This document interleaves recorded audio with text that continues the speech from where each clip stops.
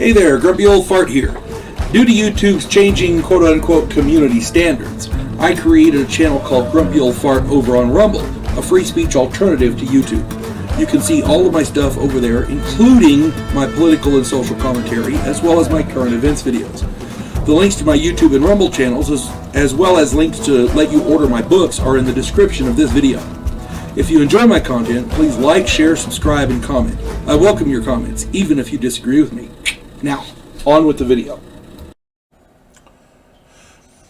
Hey there, Grumpy Old Fart here. I'm doing a Recon the role-playing game advice video on after action actions. I have lost count of the number of times my Recon players have encountered the enemy, and then after the battle was over, they headed back to the base without doing anything else. And I mean nothing. Now, a lot of the players think that it's taken for granted that they do this or that after the battle, that they police up the intelligence, that they call back to base and inform them, and that kind of thing. Not so. When my players leave and don't do anything else, they've left the bodies out there with all of their weapons and gear, and in most cases, they didn't bother to even call it in. In some cases, they even left friendly dead out there to rot. You expect this with newbies. That's why I always run an experienced lieutenant and sergeant as NPCs, so that new players can see what they're supposed to do after an encounter with the enemy. That's when experienced players, that's how they become experienced players, is they see what they're supposed to do and then they mimic. They see what they're supposed to do and they do it. It's when experienced players fail to do this that really boggles your mind, and I've seen it countless times. Okay, there are a few things that are expected as the bare minimum for any long-range reconnaissance patrol group. First is radio communications.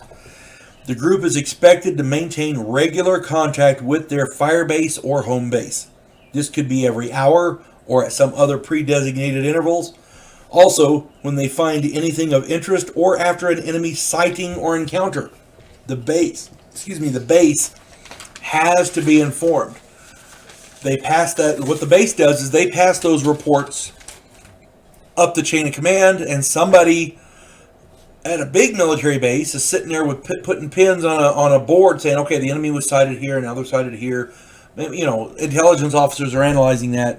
Those reports are important. I did a video on intelligence. Go check that one out. After an enemy encounter, any prisoners need to be secured and any enemy dead need to be policed and gathered. Enemy, live and dead, must be evac'd out, preferably by helicopter whenever they can. Policing enemy bodies, dead and alive, for weapons and intel is very, very important. Intelligence includes orders, photos, papers, gear, and anything else. It's usually a good idea to strip them naked, and then after their clothing is searched, to return clothing that is deemed safe. During the Iraq War, American military took a lot of flack because the prisoners were all wearing essentially shorts but nothing else. Well, there's a reason for that. You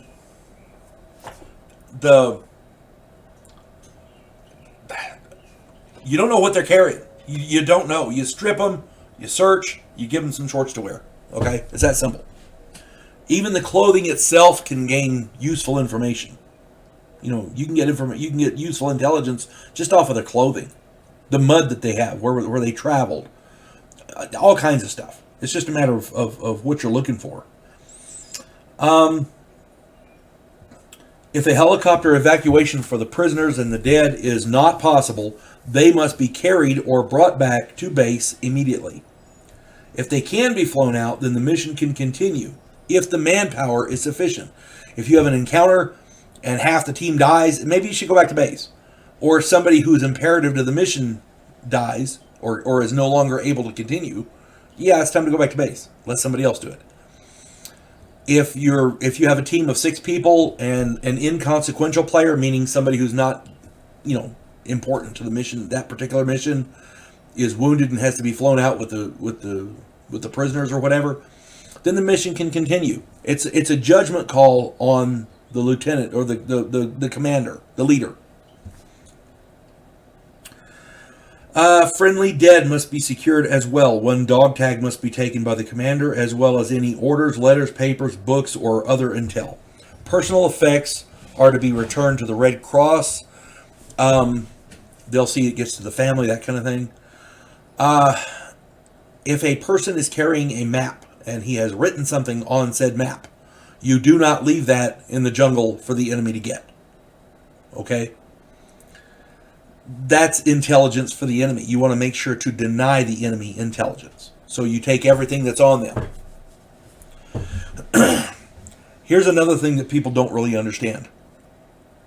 When a friendly goes down and they're going to get taken back to base, either wounded or dead, their ammo, gear, and grenades should be scavenged by friendly team members. Now, I know that sounds heartless and mean, sounds harsh, but if the mission is to continue, that ammo, gear, and equipment could be used by living team members. Dead or wounded GIs should be evac'd by helicopter as well, if possible. If one of your buddies goes down, get his ammo, his grenades, any useful equipment he's got before you put him on the chopper. That way your team can still use it. Okay? Sending a bandolier of ammo back to the base when you're running short is just stupid. I can count the number of times players scavenge their own guys in Recon on one hand. You know, when a teammate dies, I can count the number of times they got his ammo and grenades and stuff on one hand. It's got to be done. I'm sorry. I know it's harsh, but it's got to be done. If your team does not have, at the bare minimum, an intel specialist, an RTO, a point man, and a medic, primary or secondary MOS, then it may be necessary to abort the mission. If your only medic gets killed in an encounter and another medic is not available to be choppered out with the evac team, you know, to meet with you and join your team, then it may be necessary to evacuate the whole team and, you know, with the wounded, dead, and prisoners, and try again at a later date, or send a different team. Any medic not actively trying to treat wounded should be fired. Okay? So if your character's wounded and y'all are standing in a group talking after the action, you know, well, here's what we should do. I think we should do this. Blah, blah, blah, blah. And the medic doesn't go, okay, who's wounded? Okay, let me tend to you first. Boom, boom, you know, that kind of thing. Let me tend to you second. Boom, boom, boom. If your medic is not actively trying to do that, he's not doing his job.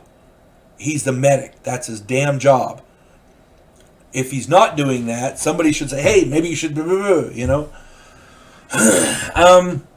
There are probably a lot more things that need to be done after any encounter, but if these bare minimum things are not done at a minimum, then your players will probably face some serious questions when they return to base. A lieutenant or a sergeant who doesn't do these things, it's one thing if a newbie doesn't do it. Yeah, somebody didn't teach him right. Rookie mistake, right? If a sergeant or a lieutenant, especially an NPC sergeant or lieutenant, doesn't do that, you got to question if he has the well-being of his men at heart. I'm just saying. You might actually question his competence. So, you know, that's something to consider. At any rate, I hope this helps. And again, I'm not trying to tell people how to run their games. I'm saying this makes your game more realistic and will help your players survive a little more. Hope this finds everybody well. You folks have a good day. God bless one and all. Clarissa Lowe, a historian from the future. Delmore Kane, a Civil War veteran turned outlaw. This oddball pairing faces a conspiracy of epic proportions spanning the centuries. If you like action and adventure westerns with a splash of science fiction and fantasy, check out my book series Drifters and their ongoing adventures.